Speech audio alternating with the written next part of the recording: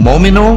اپنے آپ کو اور اپنے اہل و عیال کو اس آگ سے بچاؤ جس کا ایندھن آدمی اور پتھر ہوں گے، اور جس پر تند خو اور سخت گیر فرشتے مقرر ہیں۔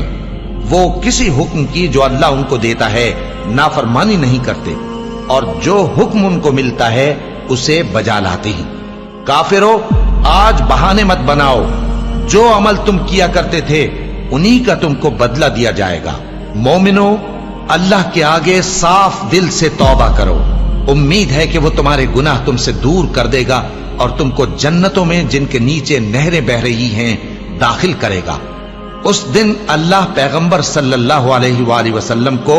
اور ان لوگوں کو جو ان کے ساتھ ایمان لائے ہیں رسوا نہیں کرے گا،